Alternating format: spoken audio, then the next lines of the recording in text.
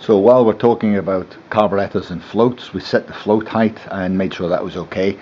The specification, I didn't clarify it too well in the last video, but the specification is 15.5 millimeters plus or minus 1 millimeter if you like metric.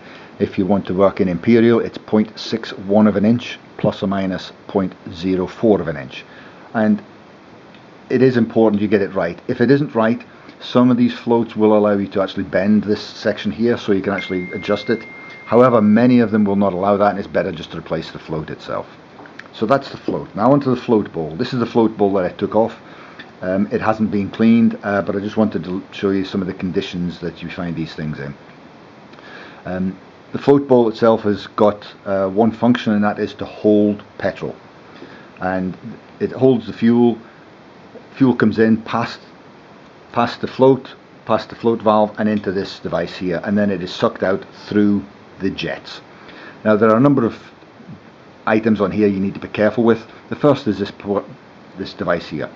This is the overflow port. If the fuel gets to a certain level, for whatever reason the float stops working or breaks and allows fuel to flow uncontrollably into the float bowl, what this does is this then becomes the overflow. So fuel will come up this level and it will go through that pipe and it will come out through the drain at the bottom. There's normally a hose attached to this, and so this hose will drain off somewhere. But what you need to do is you need to make sure that that is open to this port here, and you do that by blowing through it. Okay, it wasn't particularly good, but at least then you heard that it is possible to get air through here and out the end.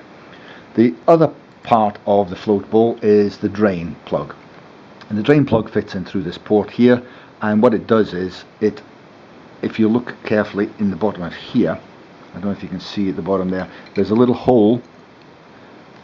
I'll try and point it with my screwdriver instead. There's a little hole there, and what happens is that this screw seals against that hole in normal conditions, and when you want to drain the fluid out of the carburetor, instead of having to take the whole carburetor off, you then just unscrew this a little bit, and it allows the fluid to go through that hole and out the drain port.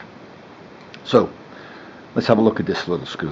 A couple of things I don't like. The thing about this is that the rubber is well, it's not completely perished, but it is rock solid. It's probably as hard as the brass that this pin is made of, so I will replace that.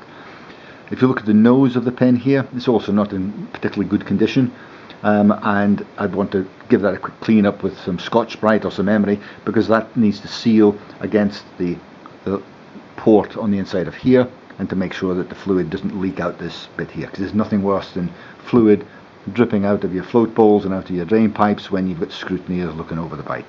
So I will do some work on this pin. I'll replace that seal, and we'll be good to go. The next thing is the sealing to the carburetor itself, and this is how it came off. And you can see there's a rubber seal to it, and somebody has put a whole bunch of gasket material around the outside of the seal. I hate this. The reason I despise it is because you can see here that this flakes off quite easily, and you can see that there's bits and pieces that are falling into the bottom of the carb bowl. Now these little bits of gasket will plug holes like this. It'll plug the jets, it plugs all sorts of things, and you can see here that they've thought, well, I'll use a little bit of it, but you can see quite easily how it can fold over and fall into the carb bowl itself. And I mean, these little pieces here are absolute killers to carburetors. So when it comes to using gasket material on carburetors, do not use liquid gasket on carburetors.